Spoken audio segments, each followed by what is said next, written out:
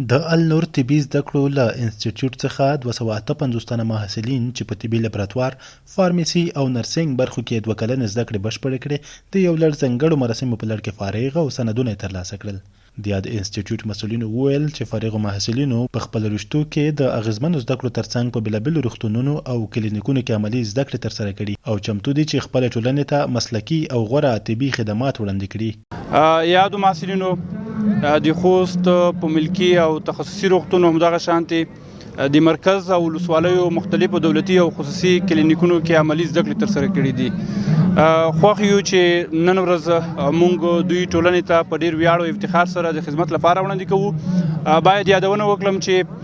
د عامې روغتیا وزارت او په ورته وخت کې د خوست ولایت عامې روغتیا ریاست څخه د زړه له تله مننه وکړم چې د محصلینو د عملي کار یا سټاژ لپاره یې زمینه سازي کړي. دا به مبالغه نه وي که ووایم چې د النور طبي انسټیټیوټ هر فارغ محصل د خوست ولایت په ملکي او تخصصي روغتون کې همدغه شانتي د ولسوالیو په کلینیکونو کې تر 5-6 میاشتو پورې خپل د سټاژ سایکل او یا هم دوره سرته رسولې ده. له دوی څخه هیله هم کوو چې دغه د سټاژ بهیر ونه دروي. د راتلونکي کال لپاره هم د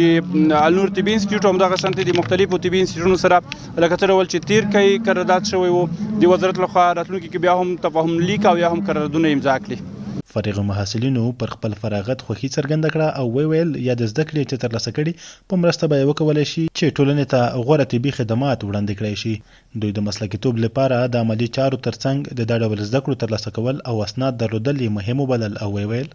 د عملي زده کړې سره په څنګ کې سند ترلاسه کول او پانتون ویل دا ډیر مهم دي ځکه چې د سیتمې ریاست څخه هم دغه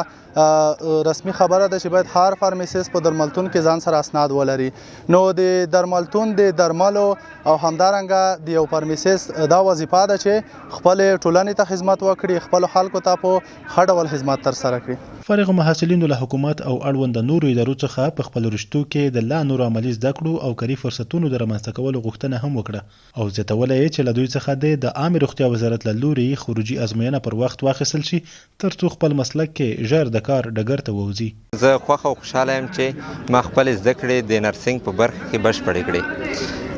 یوه هیله او غوښتنه مو له حکومت څخه دا ده چې موږ ته د سټاژ په برخه کې د عملي کار زمینه برابر کړي ترڅو موږ وکولی شو په ټولنه کې ښه خدمت وړاندې کړو. د عامې روغتیا وزارت اړوند هغه څوک چې په دې برخه کې دوی خپل مسؤلیت سرته رسوي په دې برخه کې باید دوی کوشش وکړي ترڅو هر هغه محصل چې دوی فارغ شي